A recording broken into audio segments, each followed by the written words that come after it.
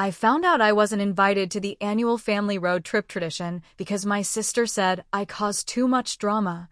Not even a phone call. Just a group photo on Facebook. Smiling. Waving. Without me. I was scrolling through my feed during a lunch break, sitting on the back bumper of a '07 Ford Ranger that I was supposed to be replacing the brake pads on, and there it was, my whole damn family in matching t-shirts, standing in front of that rented RV they get every year. Mom was in her usual denim sun hat. Dad had his arms crossed like he does when he's trying to look serious for photos, and Brianna, my little sister, was dead center, holding up a peace sign like she was some kind of boho travel blogger.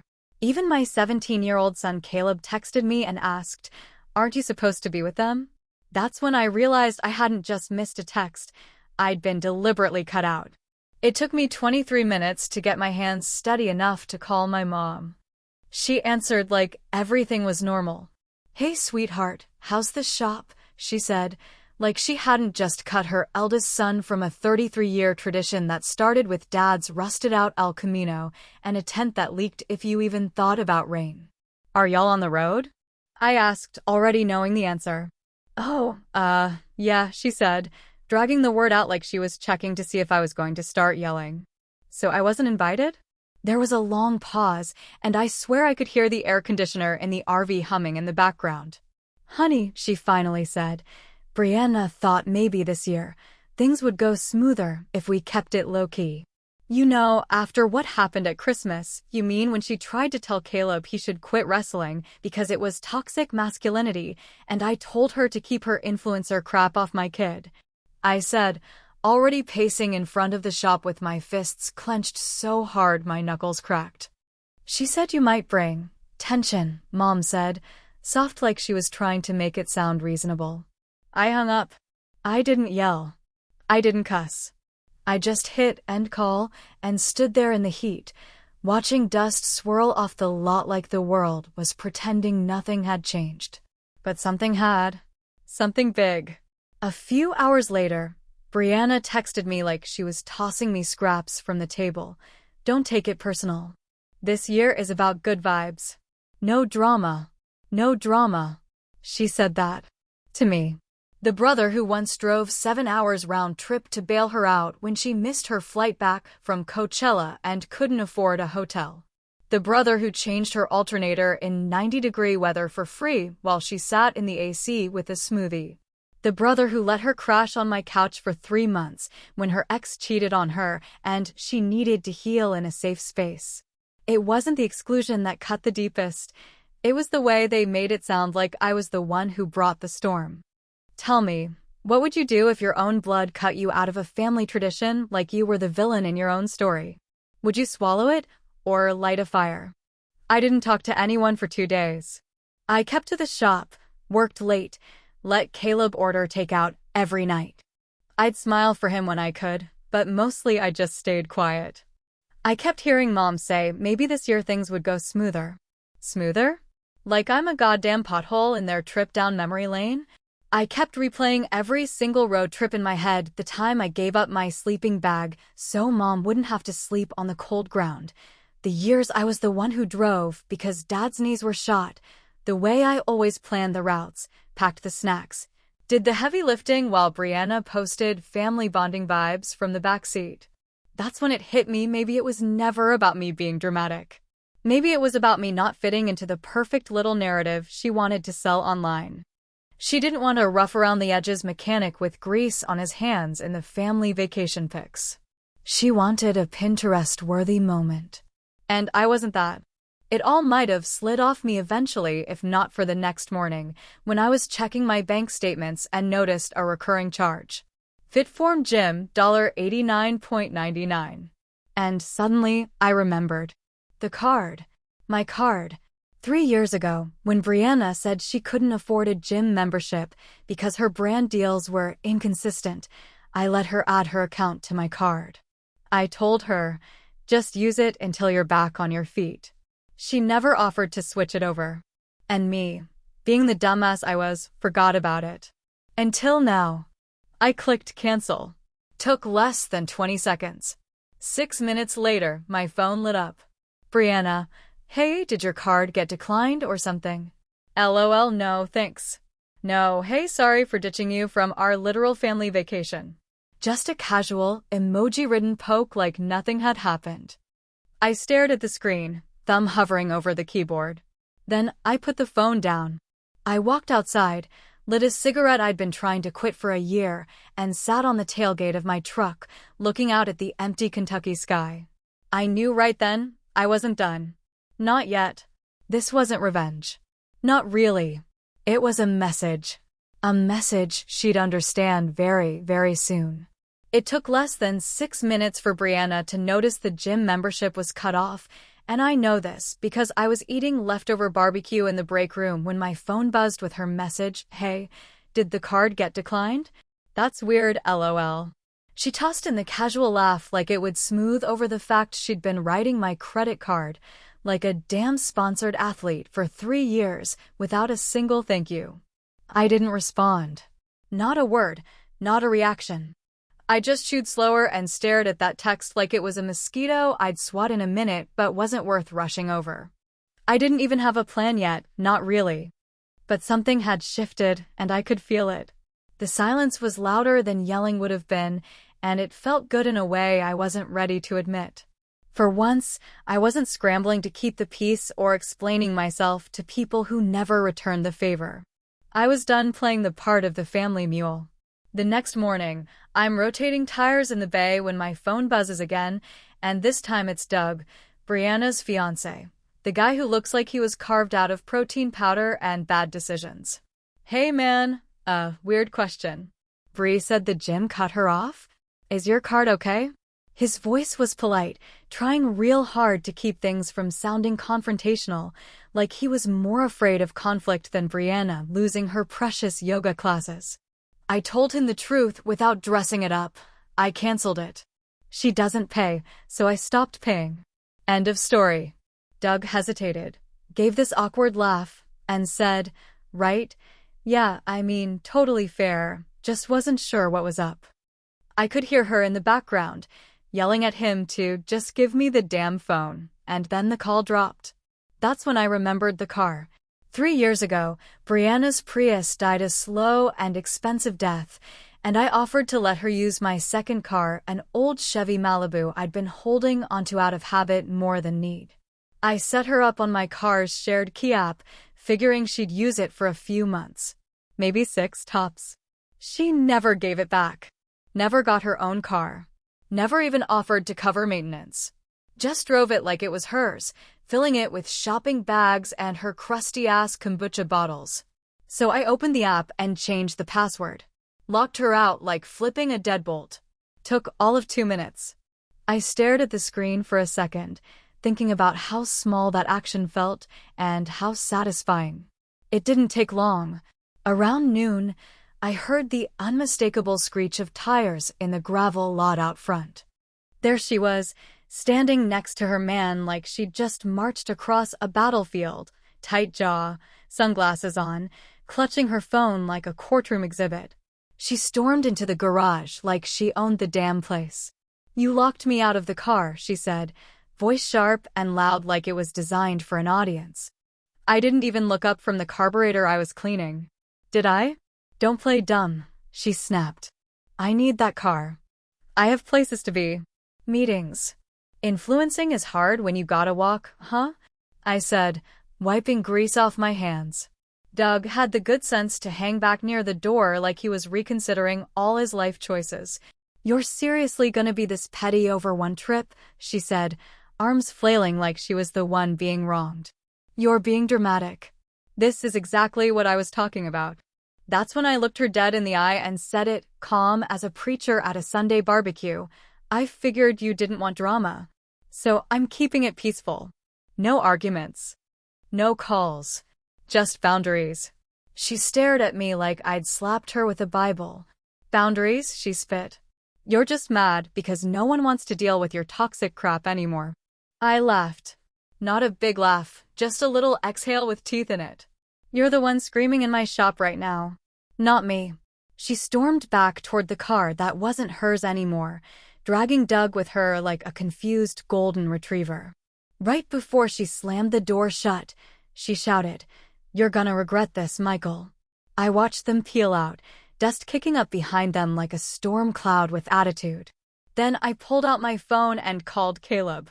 "Pack a bag," I said. "We're going to Nashville. Just us this time. No distractions. No freeloaders."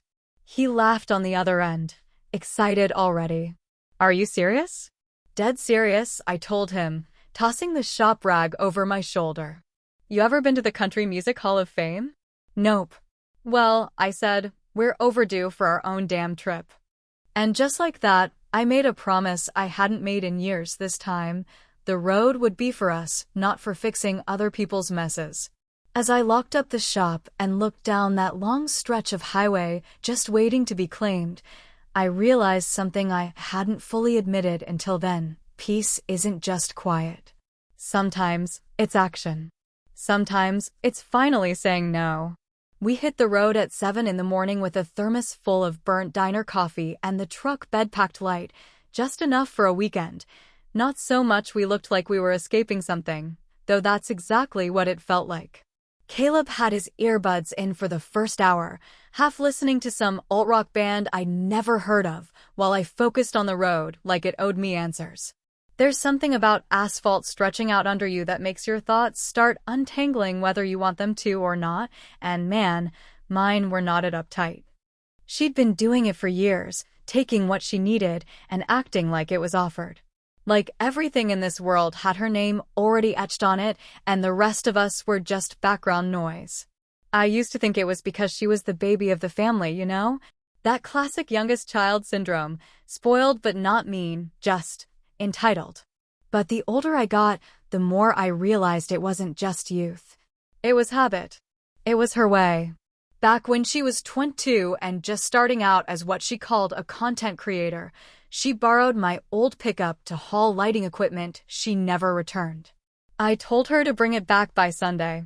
She brought it back 3 weeks later with a shattered tail light and an empty tank, tossed me the keys like it was some minor inconvenience.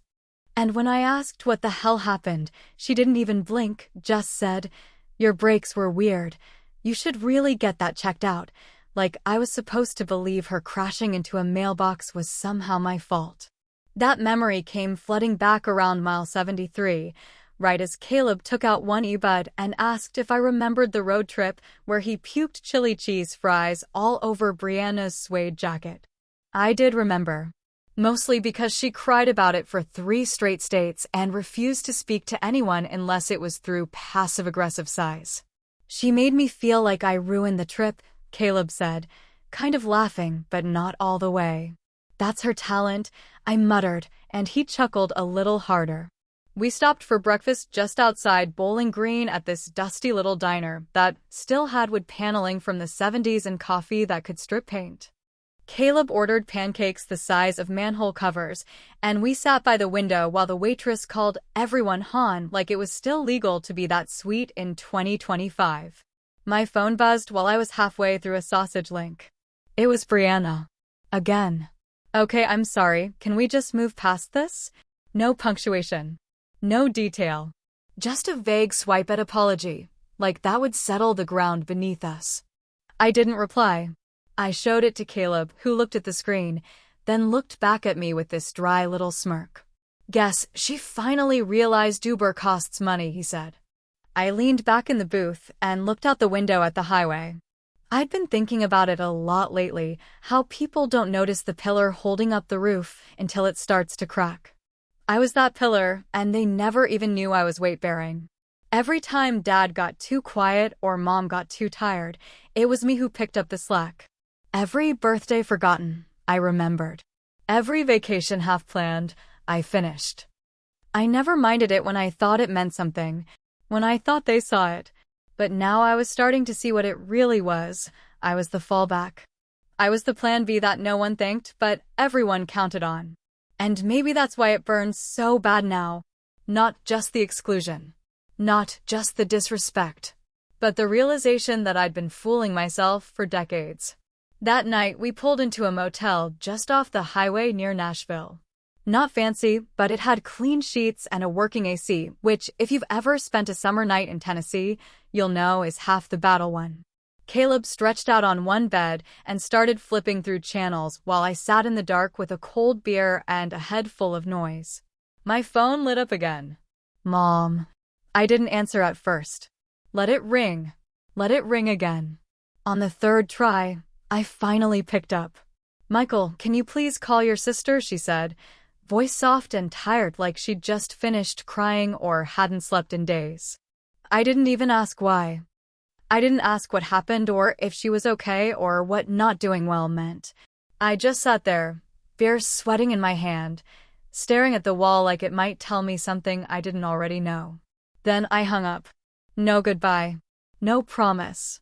No explanation. Because for once, I wasn't going to fix it. Not yet. Maybe not ever. It started with a buzz at 6:40 in the morning, just as I was pulling into the shop, coffee in hand, eyes still not fully open to the world. It was Mom, of course. Her message was short, as if she thought cutting it down to one line might make it more palatable. We're family, Michael. Let's just move on. That was it. No mention of the trip, no apology, no recognition of the fact that I'd been cut off like a bad branch while they rode through Tennessee smiling for Instagram. Just a little digital guilt bomb dropped right into my lap before sunrise. I didn't respond. I opened the garage door, flicked on the overhead lights, and went about my business like I hadn't just felt that little stab of familiar pain, the kind that comes when the people who raised you forget you're not made of stone. By 8:30, the texts had multiplied like mold in a damp basement. Brianna had sent 2 in a row. I really don't know what you're trying to prove, followed by this is exhausting. Just talk to me already. Dad, who rarely texts unless it's about war movies or truck parts, sent a real gem. You don't turn your back on blood.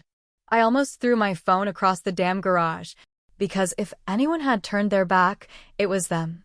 And the part that stung the most wasn't their silence during the trip, it was their collective decision to pretend it was all okay afterward. To act like I should just fall in line again and say thank you for being included in the next round of selective family unity. Like I was the one who needed to apologize for noticing the distance they created. They never saw it. The way I always showed up when they needed me, the way I filled every gap and smoothed every wrinkle in this so-called family dynamic. I was the one who drove cross-country when Aunt Liz got sick, while Brianna stayed home because she had a collab event she couldn't miss. I was the one who hauled everyone's luggage every damn summer and footed the extra hotel costs when someone forgot to book ahead. They liked having me around as long as I was useful and quiet. And just when I thought I couldn't be more insulted, I saw it. A notification from a new group chat, Family Trip Memories 2 Hearts, the kind of name that drips with forced sweetness and filtered nostalgia. I opened it out of morbid curiosity, knowing full well what I was about to see. Sure enough, there were photos, videos, even a short clip of them singing in the RV. Brianna was narrating like she was hosting some travel show, and my parents were smiling like everything had been resolved, like the road was smoother without me on it. I wasn't even in the group. It had been forwarded to me by mistake by Mom, who probably meant to send me something else. She'd hit the wrong button, but the message was loud and clear. I stared at that screen for a long time before I laughed, one of those slow, bitter laughs that comes from a place too deep to fake. Then I did something petty, something I don't regret. I opened a new group thread. Just me, Caleb, and 2 of my cousins who still knew how to talk straight. I named it Road Trip, just the real ones. And when I sent that first photo, Caleb and me outside the Hall of Fame, sun in our eyes, not a single filter, I captioned it, no drama, no freeloaders, just good vibes and full tanks. That's when things really started to unravel. Doug showed up at my shop that Friday afternoon, right as I was closing up. He looked like he hadn't slept in days, eyes bloodshot, shirt wrinkled, like someone had peeled him off a bar stool and shoved him into his Prius. He walked in holding a grocery bag full of tools I didn't recognize, looked at me like I was the last person left who made any damn sense. Hey, he said, voice low, got a minute? I nodded, though part of me already knew where this was going. He set the bag down, rubbed the back of his neck, and said, "I think I'm done. With Brianna, I mean."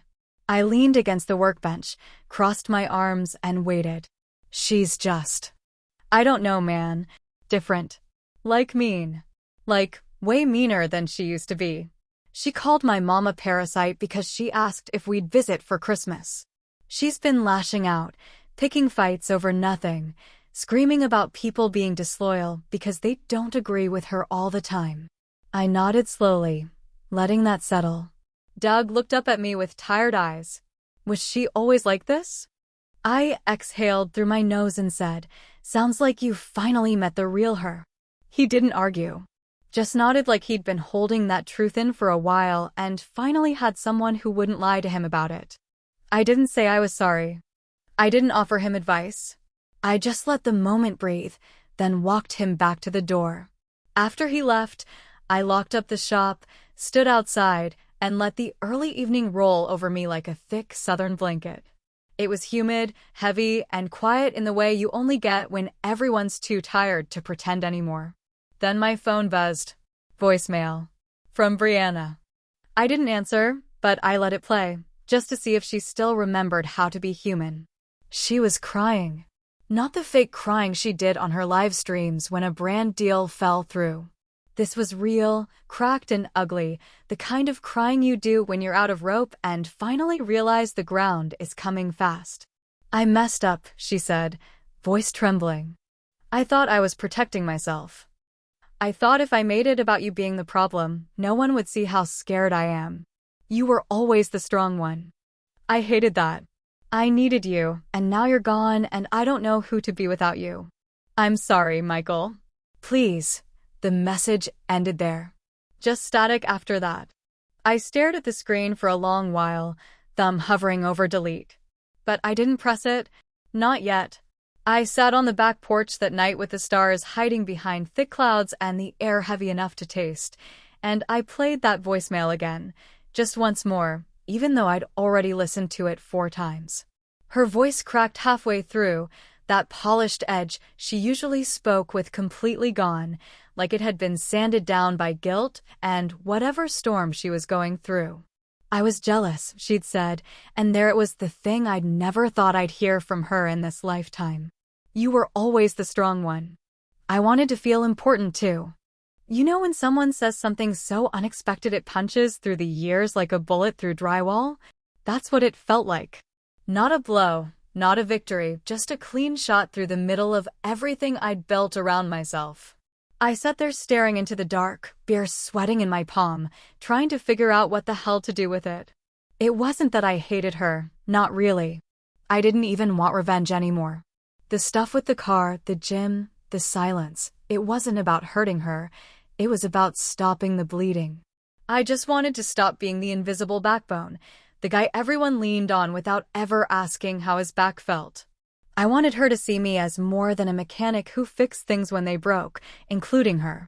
I went back inside, found Caleb on the couch flipping channels with the same bored expression teenagers always wear when they've already had their emotional quota for the day.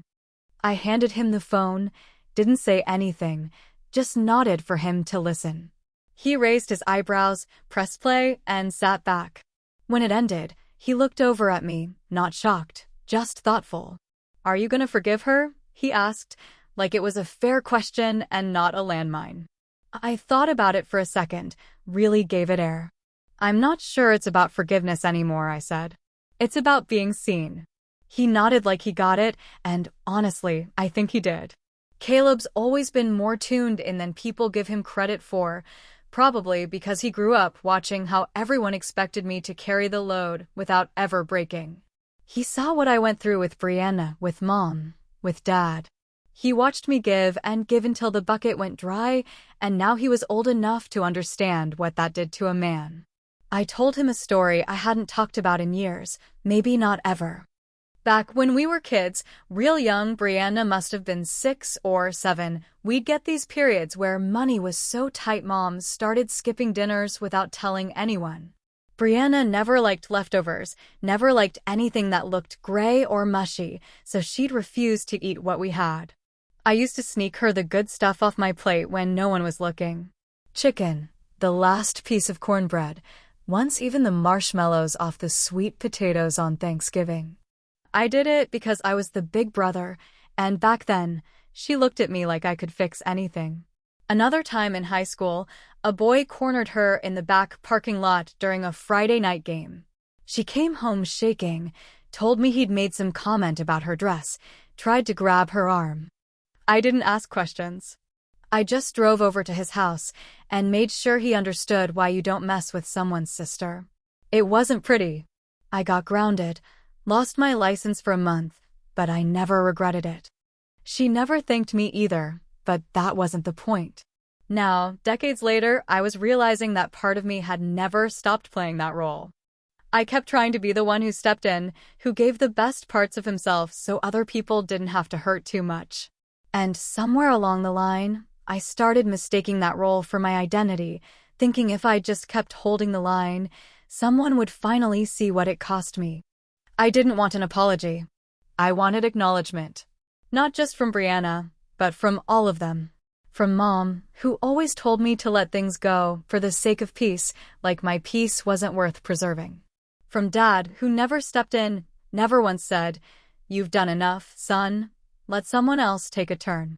From every family dinner where I was the one scraping dishes while Brianna told stories about her latest trip to LA and no one noticed I hadn't even sat down yet. The next day, I drove out to see Mom. Caleb stayed home, said he needed time to think, and I respected that. I pulled into the driveway of the house I grew up in, a place that somehow looked smaller every time I visited, like the memories inside it were bigger than the walls could hold. Mom answered the door with that tired kind of smile that says everything and nothing at the same time. She looked older than last time. Hair thinner.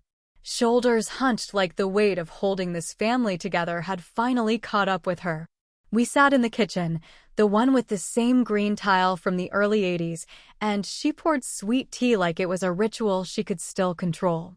"She's not okay," she said, stirring her glass more than drinking it. "I figured," I said, eyes locked on a crack in the tile near the fridge. It hadn't changed. Nothing ever really did. She looked at me, and her voice dropped. "I know she hurt you. I know it. But she's going through something. I think she's starting to see herself more clearly, and it's tearing her up." I let that hang in the air, then said the words that had been building in my chest for years. "Neither am I." But no one noticed when it was me. She didn't respond right away. Just looked down at her hands, like maybe she was trying to count all the times she should have asked how I was doing and didn't. Maybe she knew there weren't enough fingers for that kind of tally. I didn't stay long. Just enough to let her see my face, see that I was still standing, still breathing, but not quite the same man who used to come running every time someone called my name.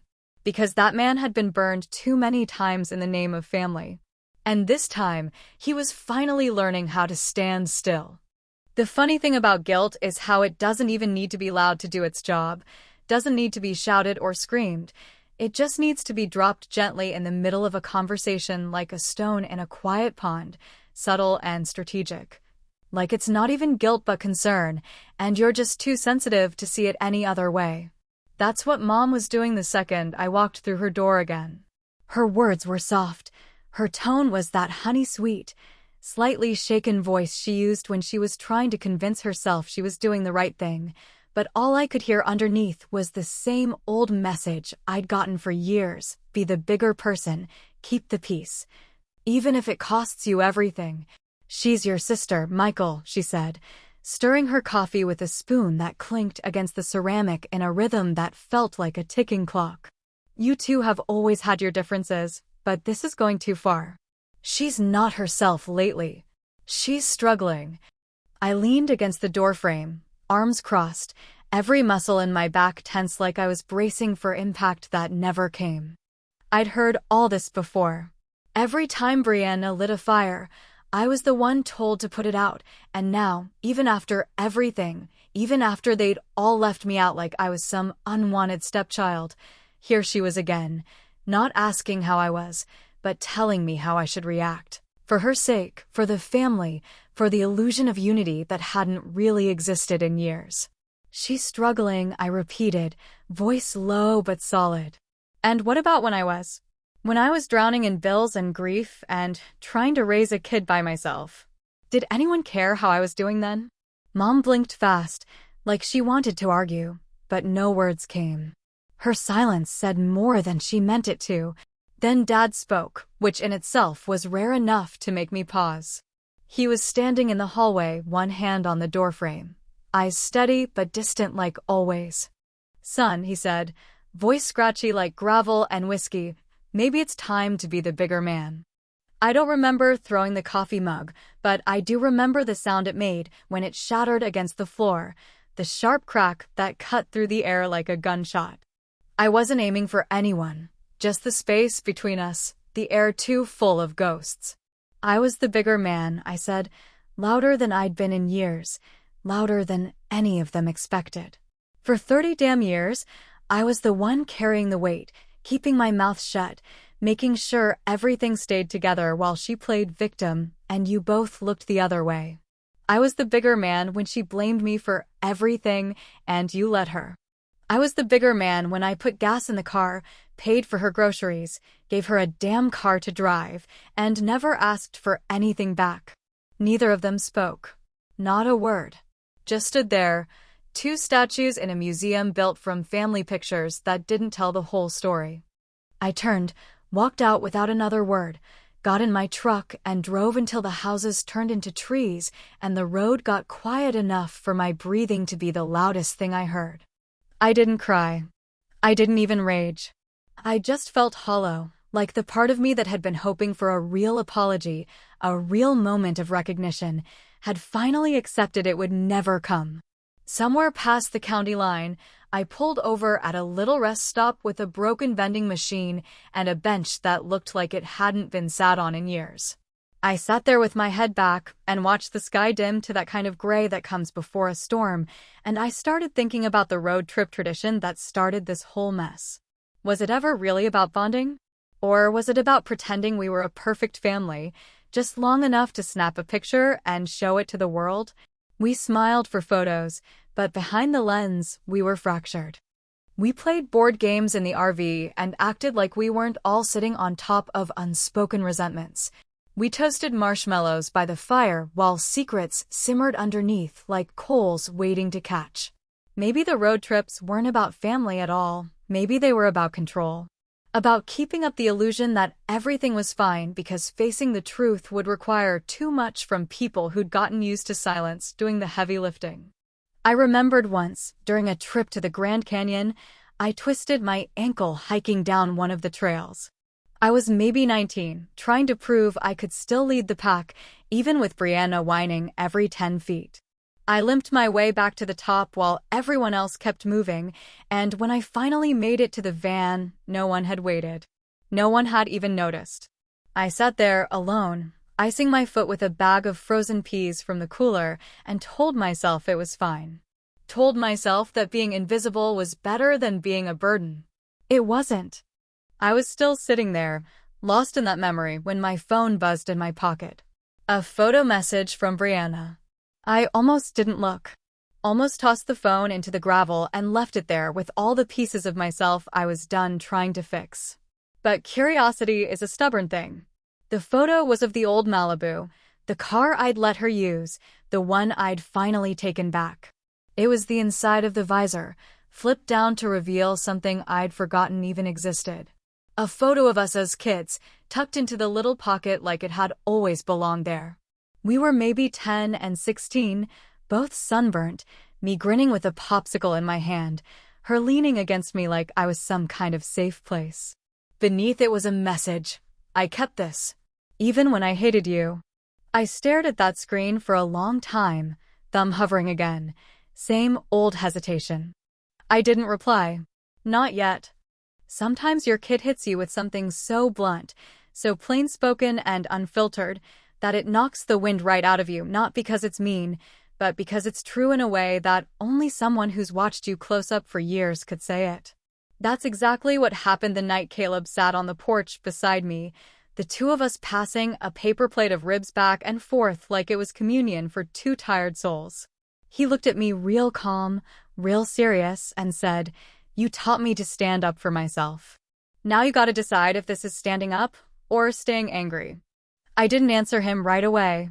I just stared out past the railing where the trees swayed like slow dancers and the cicadas buzzed loud enough to drown out whatever thoughts were crashing into each other in my head. Part of me wanted to say he didn't understand, that it wasn't that simple, that the layers of this thing between me and Brianna were thicker than anything he could imagine. But another part of me, the quieter part that had been gaining ground lately, knew damn well he did understand. He understood because he'd watched me eat every ounce of resentment in silence for years, watched me crack jokes instead of cracking down, and now he was watching me carry the cost of all that silence like a weight strapped to my spine. So I told him the truth. "I don't know, bud. I don't know what it is yet." The next morning, I packed up the truck and didn't tell anyone where I was headed. I left Caleb a note on the fridge, nothing dramatic, just a simple, "Gone for a drive. Be back before dark." I didn't want to make a thing out of it. I just needed to see something for myself. I ended up back at the lake. The same lake we'd camped at every summer growing up, the one with the crooked dock and the fire pit ringed with rocks that had been there since before I was born. I hadn't been back in years, not since Caleb was in middle school and Brianna had flaked last minute because her wellness retreat overlapped. It looked exactly the same, like it was frozen in time, like no one had bothered to repaint the boathouse or fix the sagging dock, but somehow that made it better, like it was untouched by all the fake crap we'd layered on top of our family over the years.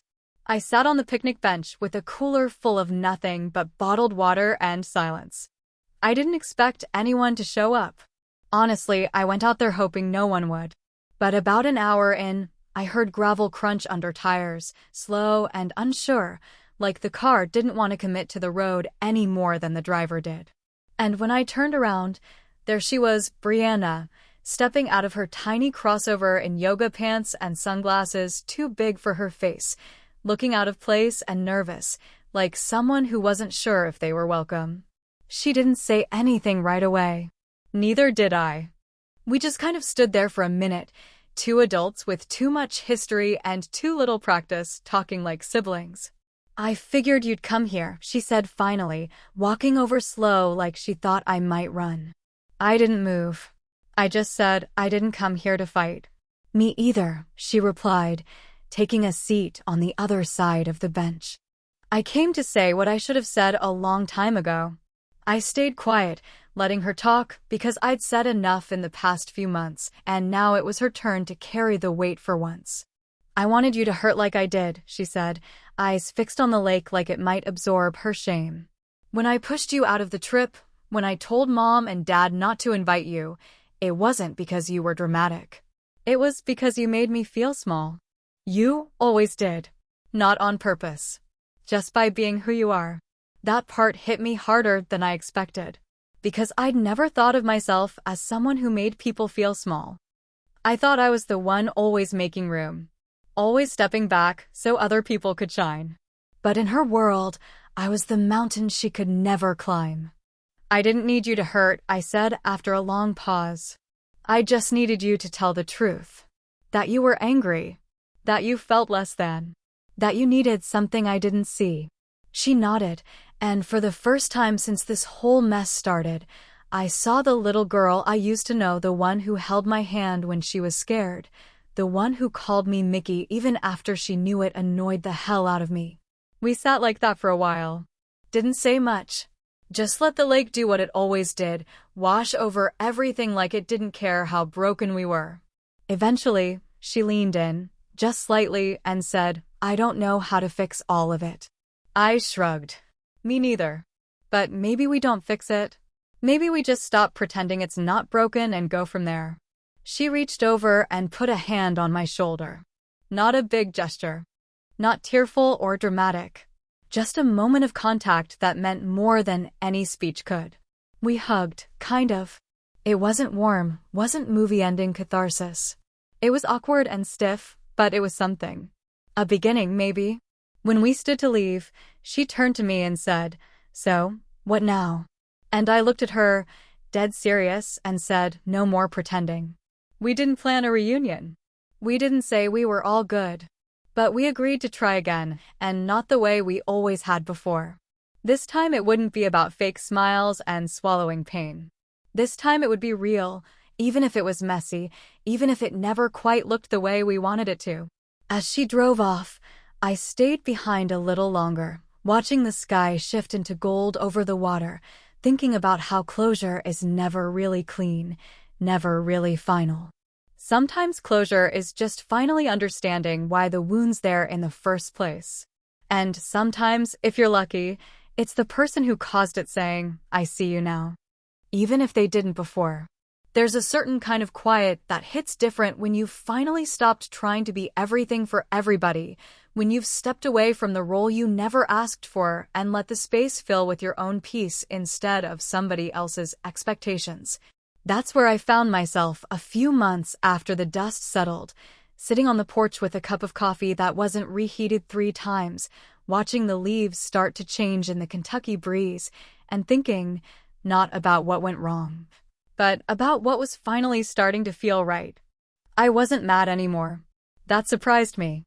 I figured I'd carry that anger around longer than I wanted to, that it would follow me like a shadow I couldn't shake, but something about saying the things I hadn't said, about hearing Brianna admit what I never thought she'd admit, had loosened the grip I didn't realize my resentment had around my ribs. But let me be real clear, it wasn't forgiveness I found. It was boundaries. And the thing about boundaries is that people don't like them when they're used to you never having any. Brianna and we didn't become best friends overnight. Hell, we didn't even talk for a few weeks after that lakeside moment, and when we did, it was awkward and cautious, like walking across a frozen pond and not sure where the thin spots are. But we talked, and more importantly, we didn't pretend. That's where the real change started. She texted me to check in. I replied when I felt like it. She asked if she could borrow the car again. I told her no. She offered to pay this time. I still said no. Because the new version of us didn't include access to my bank account or my patience on demand. Caleb noticed the change first. One night he looked over at me after dinner and said, "You're, lighter." I raised an eyebrow, and he grinned. Not like weight. Like something's off your back. I told him it was because I finally realized I didn't have to be everything for everyone anymore. That I didn't have to carry family with me like a debt that could never be paid off. That sometimes, loving people means not letting them pull you under every time they're drowning in their own chaos. And for the first time in a long time, I actually believed what I was saying. That fall, Caleb and I started something new. Just the two of us. We packed up the old tent, bought a couple of folding chairs and a camp stove, and drove out to a little wooded park about 2 hours east of town. Nothing fancy, just trees and fire and sky. We didn't bring phones. We didn't invite anyone else. We cooked over an open flame, told each other stories that weren't about trauma, and slept under stars that didn't care who had said what at the last family dinner. It became our thing. And maybe that sounds simple to other people, but to me, it was a revolution. A tradition that didn't come with strings or guilt or the unspoken agreement to keep pretending. I started calling Mom again, but only when I felt like it. I didn't avoid her, didn't punish her, but I stopped doing the thing where I showed up out of habit even when I didn't have anything to give. One day, I left her a voicemail, short and steady, no theatrics, just truth. I love you, but I won't keep paying for closeness with silence. If we're gonna talk, it's gotta be real. Otherwise, let's just let it be quiet. I didn't get a call back, but I didn't need one either. Sometimes peace is knowing you said what needed saying and letting the other person figure out what they want to do with it. Then, one morning, a few weeks after our 3rd camping trip, a letter showed up in my mailbox. No return address, but I knew the handwriting.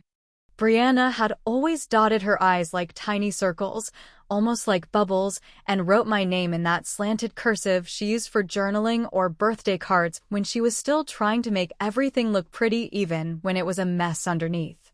I held the letter for a long time. Didn't open it. Didn't tear it up either.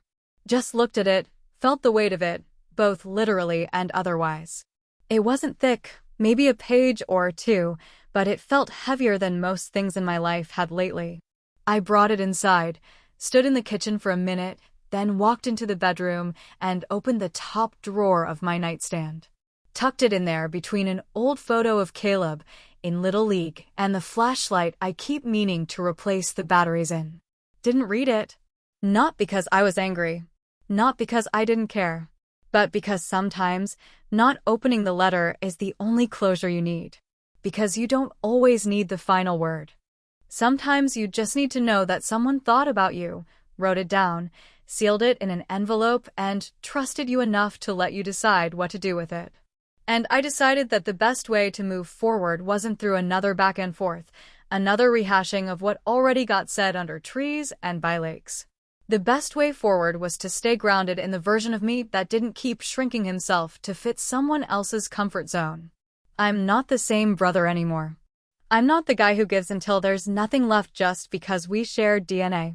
I'm the guy who shows up on his own terms, loves from a safe distance when needed, and says no without guilt. I'm the man who teaches his son that boundaries aren't selfish, they're sacred. And maybe that doesn't make for a warm family movie ending, where everybody hugs it out and cries at Christmas. But it makes for a life I can live with. And, honestly, that's enough.